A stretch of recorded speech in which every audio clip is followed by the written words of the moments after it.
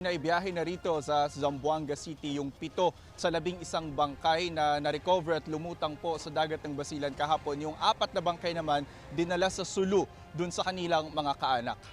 Sakay ng BRP Capones ng Philippine Coast Guard, dinala sa pier ng Zamboanga City kaninang umaga ang 7 bangkay. Nakasuot ng PPE o Personal Protective Equipment ang mga nagbaba ng bangkay na may matinding amoy na 4 na araw matapos ang trahedya. Kanya-kanyang dala ng sasakyan ng mga kaanak na kumuha sa bangkay. Ang ilan sa mga ito, diretso libing na alinsunod sa tradisyon ng relihiyong Muslim.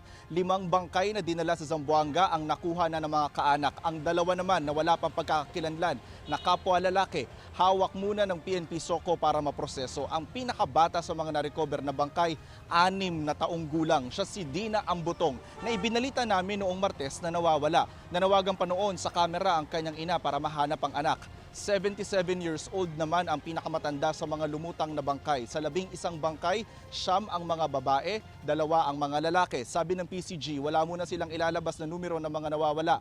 Ang sabi naman ng grupo ng mga nawawala ng kaanak, 50 sakay ng barko pa ang hindi nakikita. Sisisid ulit yung ROV at yung mga technical divers ng Philippine Coast Guard doon sa dagat ng Basilan para pumahanap na yung eksaktong lokasyon ng barko. Ang tinitiyak po ng PCG doon sa mga pamilya ng mga nawawalan pa rin po ng kaanak hanggang ngayon, hindi sila titigil sa paghahanap hanggat hindi nila nasusuyod yung loob ng lumubog na barko.